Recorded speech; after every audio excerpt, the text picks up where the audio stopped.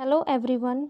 आज के इस लेक्चर में हमारा टॉपिक है विटामिन बी कॉम्प्लेक्स, जिसमें हम विटामिन बी1 जिसको थियामिन के नाम से भी जाना जाता है इसके बारे में स्टडी करेंगे। विटामिन बी कॉम्प्लेक्स विटामिन्स का एक बहुत ही इम्पॉर्टेंट ग्रुप है जो nervous system, skin, eyes, hair, liver, brain functions, muscle stone और गैस्ट्रोइंटेस्टिनल ट्रैक्ट की हेल्थ को मेंटेन रखता है। ये विटामिन्स एक साथ मिलकर फूड से रिलीज़ होने वाले एंजाइम्स की हेल्प के लिए रिस्पॉन्सिबल होते हैं। ये प्रॉपर मेटाबॉलिज्म को प्रमोट करते हैं, सेल्स को ऑक्सीजन प्रोवाइड करते हैं, ऑर्गन्स को डिटॉक्सिफाई करते हैं और नर्वस सिस्टम के फंक्शंस को स्टेबलाइज करते हैं। ये स्किन और हेयर को हेल्थी रखते हैं। इसके साथ ही यह डिफेक्टिव विजन को भी प्रिवेंट करते हैं। विटामिन बी कॉम्प्लेक्स के 8 टाइप्स हैं, जिनमें से इन सभी के अपने अपने फंक्शंस हैं। बी1 को थायामाइन, विटामिन बी2 को riboflavin, vitamin B3 niacin, vitamin B5 pantothenic acid, vitamin B6 vitamin बी7 biotin, vitamin बी9 folate और विटामिन बी12, ये सभी विटामिन बी कॉम्प्लेक्स के टाइप्स हैं।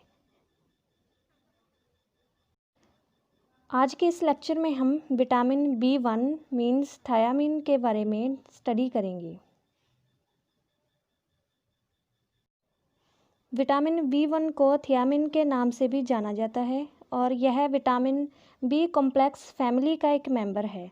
Vitamin B1 water soluble vitamin है। रिलेटिवली यह अनस्टेबल होता है। इसको हीट और एल्कलाइन एनवायरनमेंट के साथ डिस्ट्रॉय किया जा सकता है। थियामिन की एक्टिव फॉर्म थियामिन पायरोफॉस्फेट और थियामिन ट्राईफॉस्फेट, ये दोनों इसकी एक्टिव फॉर्म्स होती हैं। नेक्स्ट है स्ट्रक्चर ऑफ थियामिन। थियामिन एक कलरलेस ऑर्गेनोसल्फर कंपाउंड है जिसका केमिकल फार्मूला C12H17N4OS होता है। अगर इसकी स्ट्रक्चर देखें तो इसकी स्ट्रक्चर में एक अमाइनो पिरिमिडिन रिंग और एक थाइजोलियम रिंग प्रेजेंट होती है। यह एक दूसरे के साथ एक मिथाइलिन ब्रिज से लिंक्ड होते हैं। नेक्स्ट है अब्जॉर्प्शन एंड मेटाबॉलिज्म। थियामिन को स्मॉल इंटेस्टाइन से अब्जॉर्ब किया जाता है। इसके बाद इंटेस्टाइन के म्यूकोसल सेल्स में यह फॉस्फेट के साथ कंबाइन कर जाता है और पोर्टल वेन से इसको जर्नल सर्कुलेशन में ट्रांसपोर्ट कर दिया जाता है। नेक्स्ट है फूड सोर्सेस। फूड सोर्सेस में bread, cereals, rice, pasta and flour, इन सभी फूड्स में थियामिन अबंडेंट अमाउंट में प्रेजेंट होता है। इसके अलावा wheat germs, beef steak and pork, trout and bluefin tuna, eggs, legumes and peas, nuts and seeds, इन सभी फूड्स में भी थियामिन अबंडेंट अमाउंट में प्रेजेंट होता है। डायरी प्रोडक्ट्स, फ्रूट्स और वेजिटेबल में थियामिन स्मॉल अमाउंट में प्रेजेंट होता है, लेकिन जब इनको लार्ज अमाउंट में खाया जाता है तो यह थियामिन का एक सिग्निफिकेंट सोर्स बन जाते हैं। फूड सोर्सेस के बाद नेक्स्ट है फंक्शंस। थियामिन एनर्जी मेटाबॉलिज्म में एक इम्पॉर्टेंट को एंजाइम की तरह एक्ट करता है।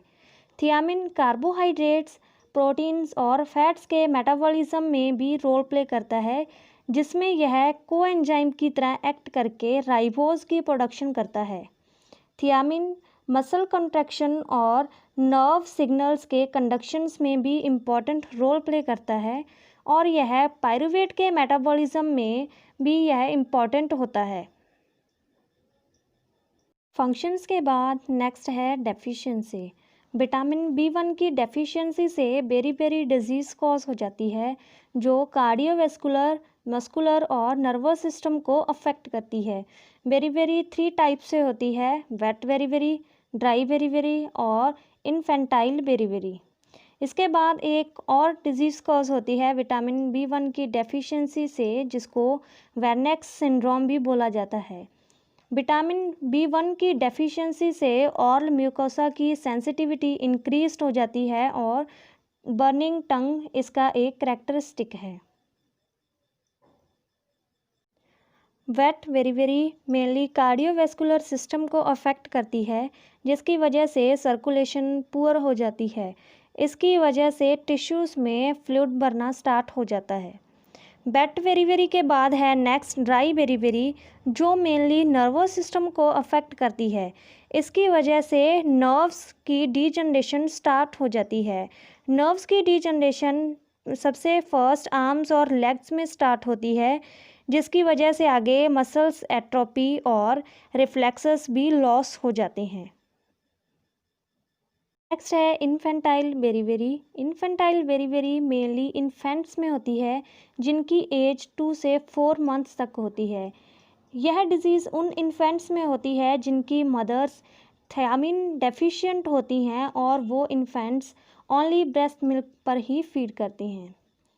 डेफिशिएंसी के बाद नेक्स्ट है ट्रीटमेंट में B1 सप्लीमेंट्स और B1 रिच फूड्स को लिया जाता है, जैसे कि होल ग्रेन सीरियल्स, बीन्स और बीफ। इन सभी से जो थियामिन की डेफिशिएंसी है उसको रिड्यूस किया जा सकता है, जहाँ पूरी तरह से ख़त्म किया जा सकता है।